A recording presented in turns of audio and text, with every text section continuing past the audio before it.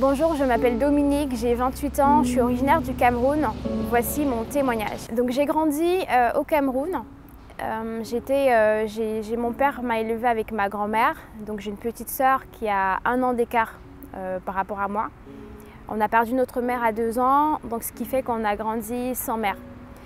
En grandissant, on ne se rend pas vraiment compte, on a l'impression qu'on est un peu comme les autres, mais plus tard on se rend compte qu'il y avait quelque chose qui manquait. Il faut savoir que une fois que mon père il a perdu ma mère, j'allais beaucoup dans la famille de ma mère, donc on était tout le temps dans la famille maternelle. Et par la suite, en grandissant, j'ai toujours été connue comme celle qui aimait beaucoup bavarder, même à l'école, les professeurs, j'étais vraiment la petite pipelette, celle qui s'asseyait toujours au premier banc. Et j'étais vraiment très chaleureuse comme personne en grandissant. Mais j'avais commencé parce que mon père il a eu une épouse à ce moment. Ils n'étaient pas mariés, mais il a rencontré une femme avec qui il a fait un 3e enfant. Et c'est ma petite sœur, c'est ma 2e petite sœur. Mais en grandissant, j'avais commencé à ressentir la différence parce que souvent on nous grondait. Par exemple dans les cadeaux où on lui offrait plus de cadeaux qu'à nous, et on avait aussi rencontré des femmes qui n'étaient pas forcément bienveillantes, qui nous grondaient, donc très vite on se demandait si on était vraiment aimé. Et ensuite quand je suis arrivée au collège, j'avais un très fort attachement pour les enfants. Je me rappelle au collège, on m'appelait la mère des 6e et des 5e parce que chaque fois que je passais devant leur classe, je les appelais tous, ils m'appelaient leur maman. Quand j'ai atteint la 3e ou la seconde, j'avais rencontré une amie qui était elle m'avait beaucoup surprise parce qu'elle parlait beaucoup de sa foi. Elle me parlait beaucoup de Jésus, donc moi c'est vrai que j'ai toujours cru en Dieu parce que pour savoir on avait des nounous, et je me rappelle une fois il y a une nounou qui m'avait dit Dominique, Dieu existe, Jésus a donné sa vie pour toi, il est mort pour toi. Donc c'est des paroles que j'avais gardées au fond de moi. On allait à l'église chaque dimanche et voilà, en fait pas plus pour moi, j'aimais Dieu et pour moi, c'était juste naturel de croire en Dieu. Quand j'ai eu 17 ans, donc à l'âge de 17 ans, quand j'ai eu mon baccalauréat, je devais aller en Afrique du Sud. Tout a commencé là. En fait, pour savoir, la petite histoire, c'est que mon père, il était très protecteur. On était ses 2 petites filles. Les enfants de la femme qu'il a le plus aimé au monde. Donc, à l'âge de 17 ans, en grandissant, mon père il était très papa poule, il ne voulait pas qu'on sorte après 18 h. Voilà, en fait, on ne devait pas. Il y avait beaucoup de choses. Mon père il était vraiment très protecteur et pour lui, c'était vraiment une vraie décision, je pense, pour lui de m'envoyer à l'étranger. Donc à 17 ans, je suis allée en Afrique du Sud et il faut savoir que c'était ma période où je me rebellais un peu.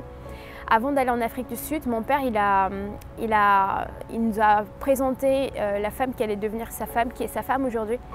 Et je me rappelle à cette époque, j'étais vraiment très rebelle et j'étais à la quête de mon identité, si je peux dire ça comme ça. Une anecdote, on n'avait pas eu l'habitude d'avoir une autorité femme. Et pour la petite histoire, une fois, elle m'a demandé.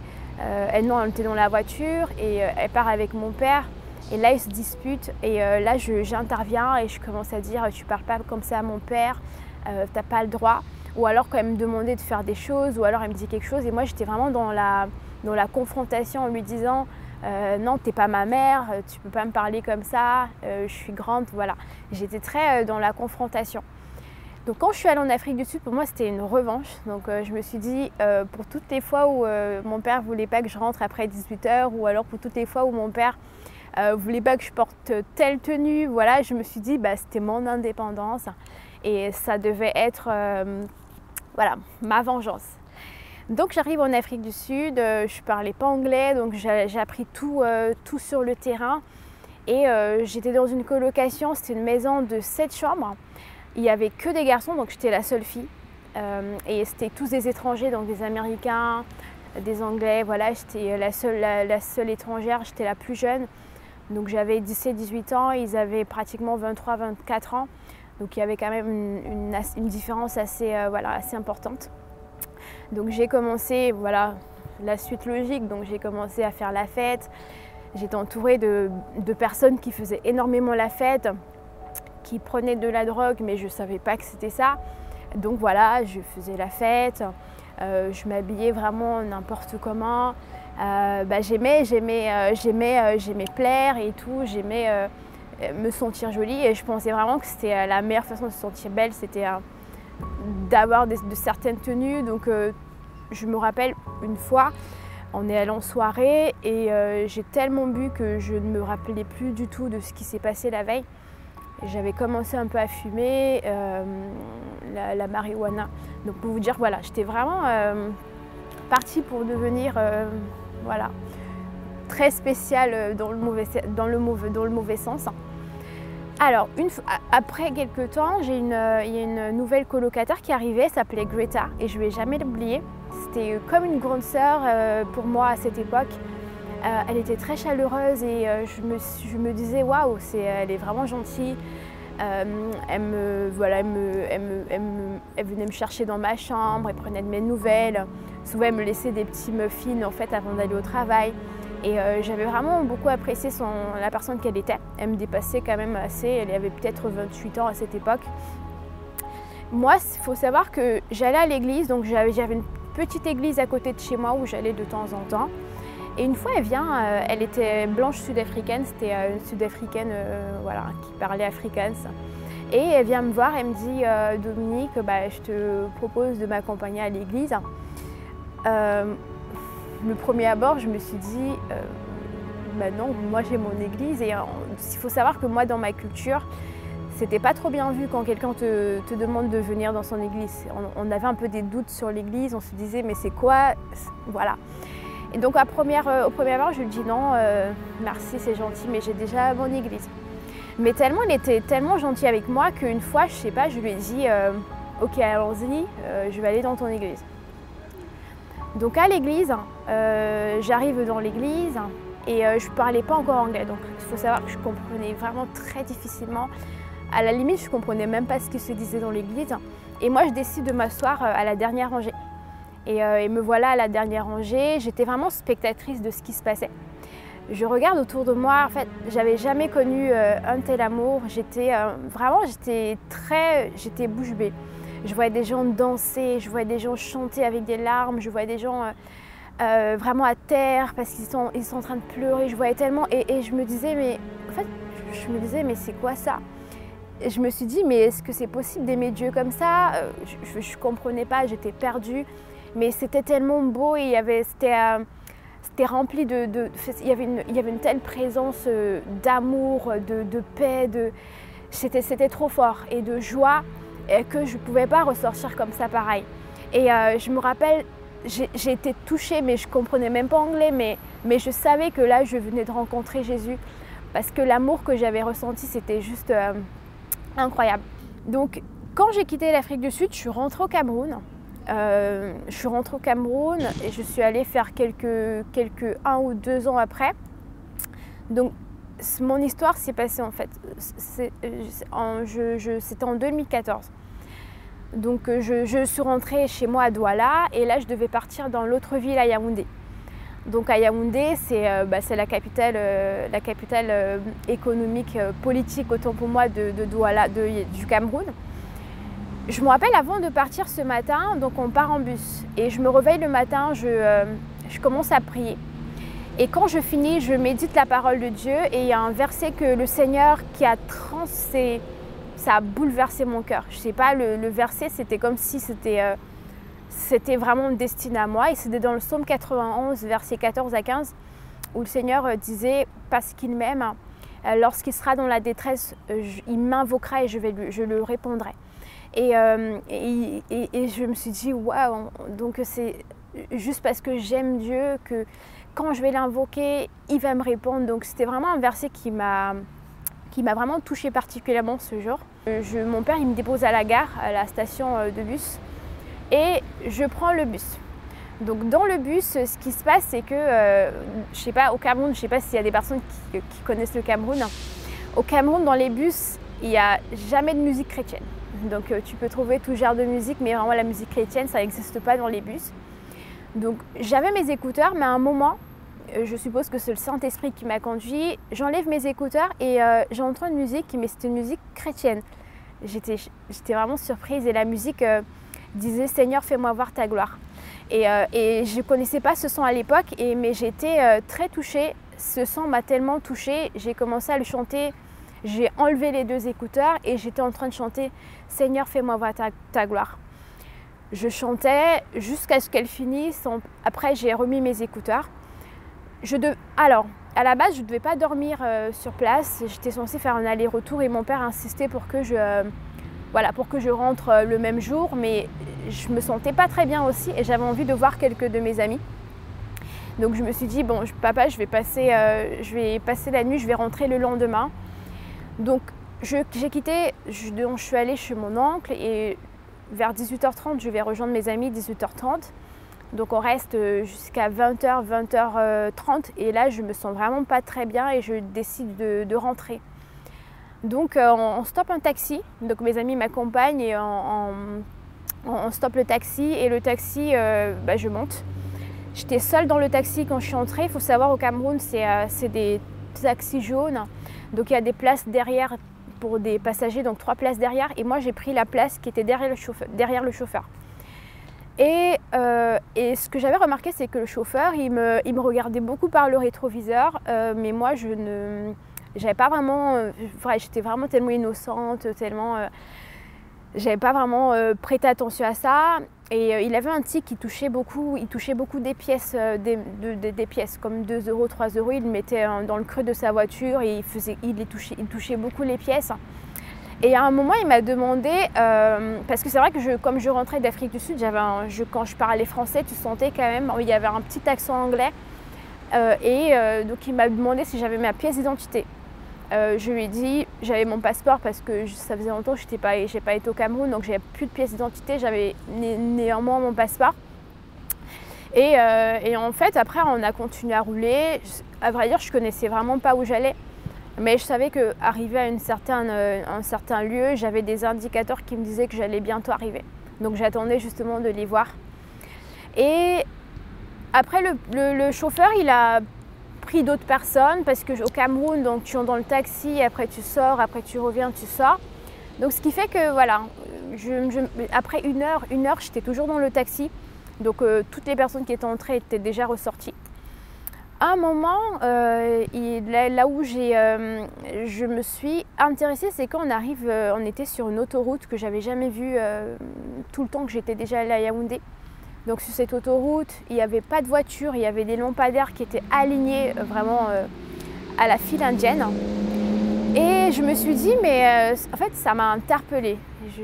J'étais en mode, mais c'est bizarre, je ne suis jamais passée par ici. Il n'y avait pas d'autres taxis, il n'y avait pas de voitures, il n'y avait pas d'autres voitures, il y avait des petits mini-cars, des minibus de quartier vraiment qui transportaient que des petits bus. Ensuite, il a pris un virage à gauche et il faut savoir qu'au Cameroun, il y a beaucoup de mototaxis, donc ce sont des motos qui vont être utilisées comme un moyen de transport. Donc il a tourné, il y avait une route qui n'avait pas de goudron, il n'y avait que de la terre et il y avait plein de motos garées. Donc arrivé là, je lui dis, j'ai pas envie de passer là. Et en fait, il n'y avait pas de lumière et c'était en fait, il y avait beaucoup c'était comme une brousse en vrai. Je lui dis, moi je veux pas passer par là, c'est trop, il n'y a pas de lumière, il n'y a rien. Et moi je me sentais pas en sécurité, donc je lui ai dit en fait il faut pas. Et comme il y avait des personnes, du coup il a cédé.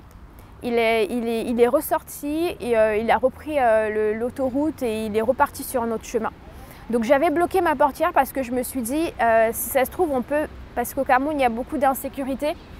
Et il y a beaucoup d'insécurité. C'était vraiment aussi l'époque où il y avait aux informations, on communiquait beaucoup sur des personnes qu'on avait retrouvées mortes dans des caniveaux, dans des rigoles, voilà, en fait on retrouvait mortes surtout des femmes avec des parties, des organes enlevés, etc. Donc c'est vrai que je me sentais pas forcément en sécurité. Et j'ai bloqué ma portière et je lui dis tu prends des chemins qui sont un peu risqués et si on venait nous attaquer par l'extérieur, c'est un peu dangereux. Et il me rassure, il me dit, là il relance, il me dit si on était passé par l'autre chemin, on serait déjà arrivé chez toi, on est à 10 minutes de chez toi. Donc je ne pouvais que croire, donc je lui ai dit ok d'accord, on peut repartir et on repart dans l'autre chemin. Donc voilà, on roule et on roule et il faut savoir que le chemin il était vraiment étroit. C'était vraiment un tout petit chemin, mais limite la voiture collait les bords de la route. Il n'y avait pas de lumière, il n'y avait pas de goudron, c'était vraiment de la terre, hein, pratiquement de la boue. Et ce qui était intriguant, c'est que chaque fois, en gros, quand on avançait, il y avait les phares de la voiture, mais j'avais l'impression que les phares partaient, la voiture se dirigeait vers un endroit qui était interminable. Donc j'avais l'impression que le chemin, il n'allait jamais s'arrêter. Et là, j'ai commencé à cacher, en fait j'avais un sac, j'ai commencé à cacher mes affaires, donc j'ai caché mon portable parce que je ne me sentais plus forcément en sécurité avec cette personne, ce monsieur. J'ai caché mon portable, j'avais un peu d'argent, j'ai laissé l'argent dans mon sac parce que je me suis dit, bon, il va sûrement, si jamais il m'arrive quelque chose, je vais donner mon sac et ensuite il va prendre l'argent, ils vont partir. Et à un moment, je me retourne donc, pour voir qu'est-ce qu'il y a derrière moi et j'ai vu, il n'y avait rien du tout. Et c'était totalement noir, c'était obscur. Limite, je ne voyais même pas le visage du taximan parce qu'il faisait tellement noir que je ne voyais rien. À un moment, on arrive en roulant, il y a comme une moto taxi qui est garée devant en plein phare. Et quand elle nous voit arriver, cette moto, elle éteint ses phares et elle démarre et elle s'en va.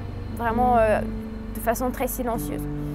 Et là, j'ai compris que je suis tombée dans un piège. Et à ce moment-là, moi, j'ai eu le réflexe parce que le taxi, il a un peu avancé et il s'est arrêté. Il a arrêté la voiture. Il s'est retourné et moi, j'ai eu le réflexe. Donc du coup, j'ai ouvert la portière parce que je ne me sentais pas en sécurité. Donc j'ai un peu... je me suis dit, s'il y a quelque chose, je vais sortir en courant. Donc je sors en courant de la voiture et je commence à courir.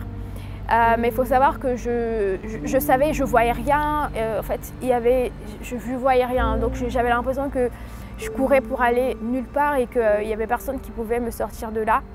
Et là, il s'est mis à me poursuivre. Donc c'était un homme, donc forcément il était plus rapide que moi. Et à un moment, j'ai senti, il m'a attrapé comme ça. Et il m'a dit, si tu veux pas que je te tue maintenant, tu remontes direct dans la voiture. Et là, à ce moment, j'avais l'impression que je vivais un rêve. J'avais l'impression que c'était pas réel. Et j'ai vu ma vie défiler devant moi et je repensais j'ai vu ma vie défiler. J'avais l'impression que c'était la fin pour moi et qu'il n'y avait personne qui pouvait me sortir de là.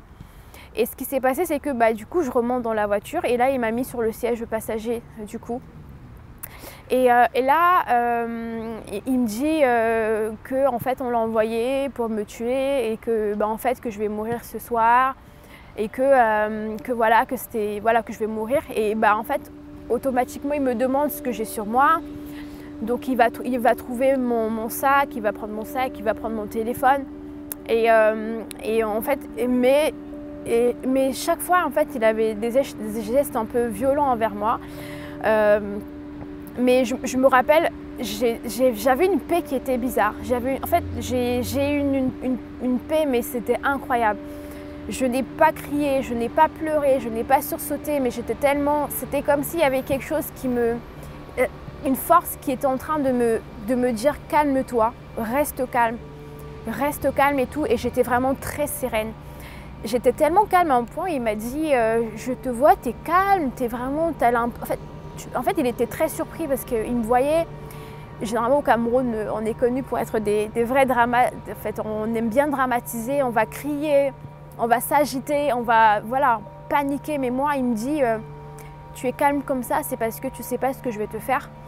Ben, il a commencé à me dire, tu sais pas, je vais te tuer, je vais jeter ton corps sur les rails, on va croire que c'est un train qui t'a tué, ou alors je vais te laisser, je vais t'attacher dans la forêt, tu vas mourir là-bas et tout. Donc voilà, il me donnait des paroles comme ça.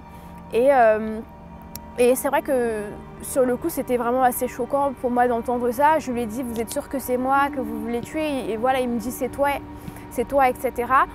Et à un moment, je ne sais pas d'où, et je lui dis, mais est-ce que vous savez que Jésus vous aime? Je lui ai dit, est-ce que vous savez que Dieu vous aime? Et c'est là, il me dit, impossible, j'ai beaucoup tué de personnes dans ma vie, Dieu ne peut pas aimer quelqu'un comme moi. Et là, je lui explique qu'en fait, c'est la particularité de Jésus, parce qu'il ne t'aime pas parce que, c'est pas par mérite, mais c'est parce que lui, il est amour. Et à un moment, mais chaque fois qu'il voulait il était très bizarre, très bipolaire, il était en mode, il voulait me faire des trucs bizarres. Et chaque fois qu'il voulait me faire un truc, je fermais les yeux et je disais fort, Seigneur Jésus, je sais que tu es avec moi, je sais que tu es là avec moi et que tu es avec moi Jésus. Et je le disais fort et je le disais à haute voix parce que je le croyais vraiment que Dieu était avec moi. À un moment, il sort de la voiture parce qu'il passait beaucoup d'appels et je me retrouve toute seule dans la voiture. Il faut savoir qu'il s'est écroulé pratiquement peut-être 3 heures de temps avec lui, donc c'est vrai que ça a l'air un peu raccourci, mais on a vraiment passé beaucoup de temps, peut-être 4 heures ou 5 heures de temps j'étais avec lui. Et à un moment, je me retrouve dans la voiture et là, j'ai toute l'émotion qui commence à monter.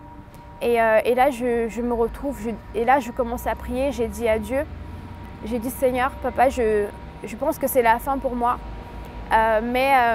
Et si c'est la fin, je veux que ces derniers moments que je vais passer, je veux les passer dans ta présence. Comme ça, quand je vais mourir, je sais que je serai avec toi, je vais te retrouver.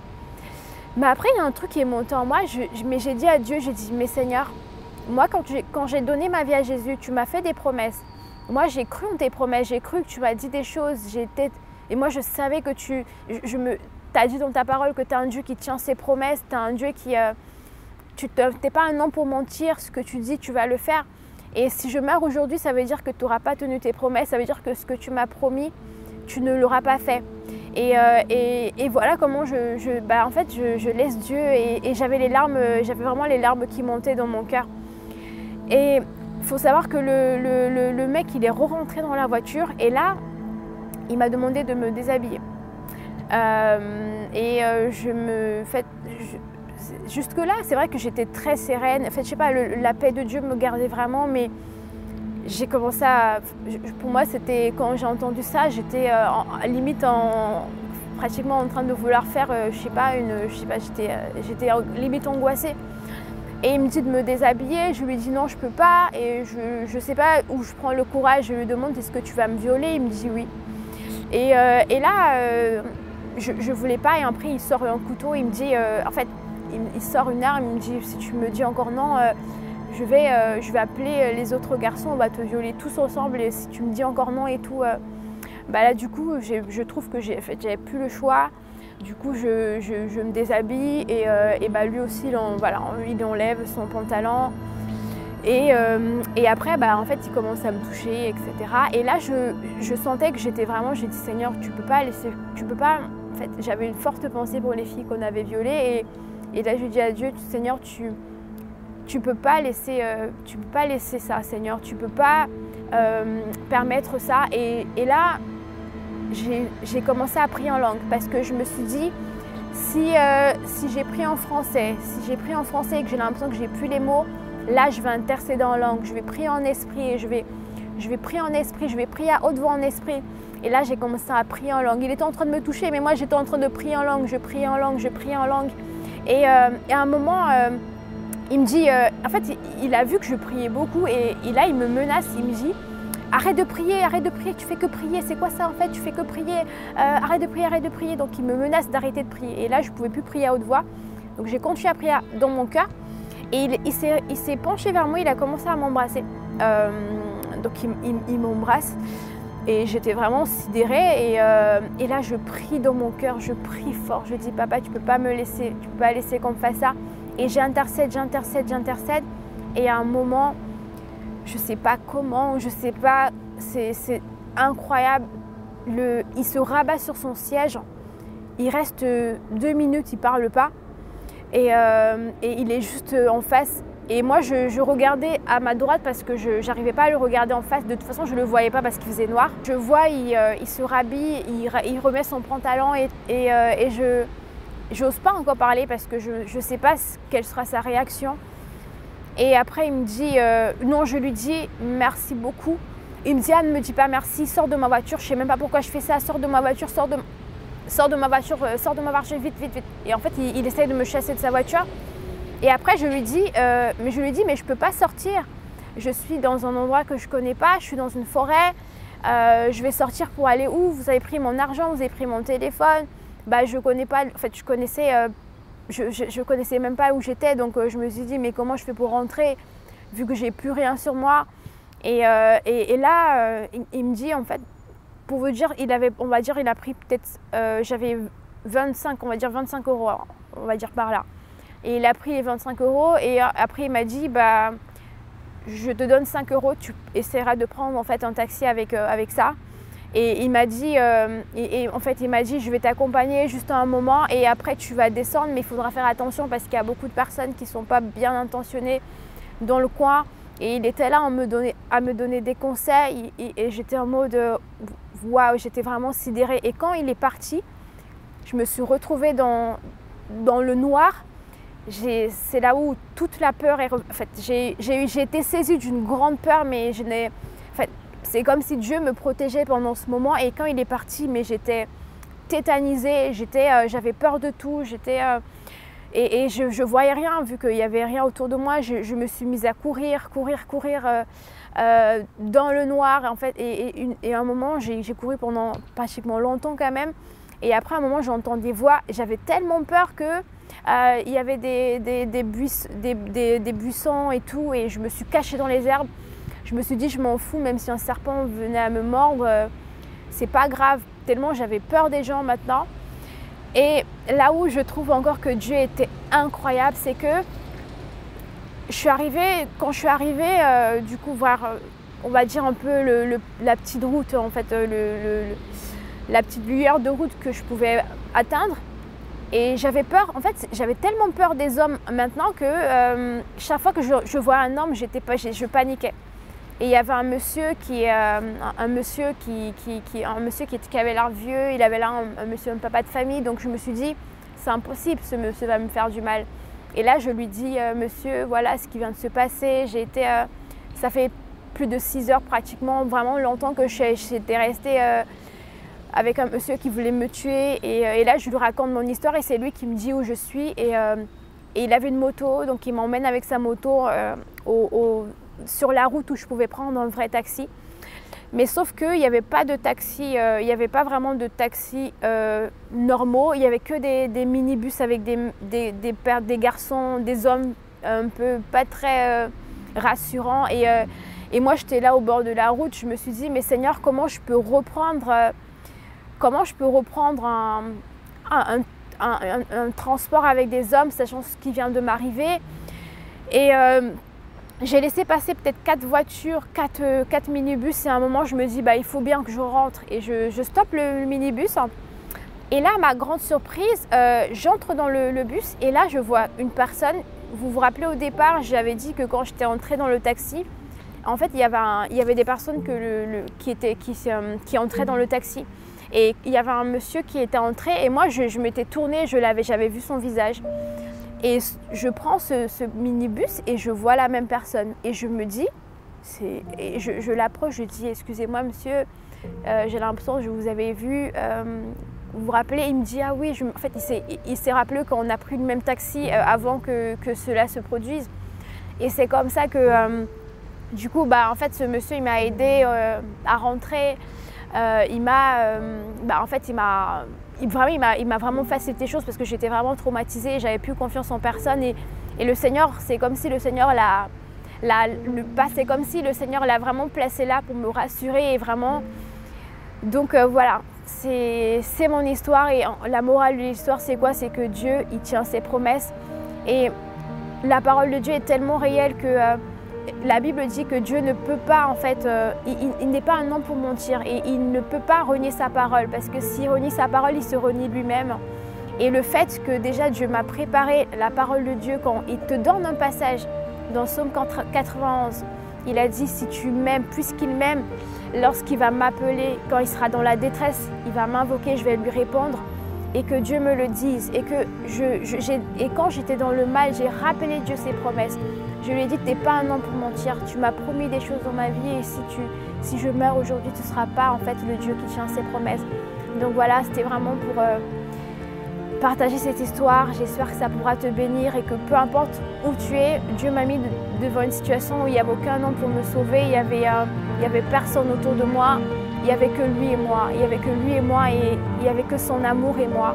Et donc tu traverses peut-être une situation qui est dure, où tout à l'heure il n'y a pas d'issue. Sache que si Dieu m'a sauvé de quelqu'un qui voulait me tuer et me violer et que la personne me chasse de sa voiture, c'est qu'il y a quelque chose qui l'a importuné, c'est qu'il y a une présence en fait qui m'accompagnait et une présence qui l'a empêché de faire ça, comme Daniel dans la fosse aux lions. Et vraiment crois en Jésus parce que il est vraiment fidèle et ce qu'il a fait pour moi, il peut le faire pour toi. Et vraiment que le Seigneur te bénisse.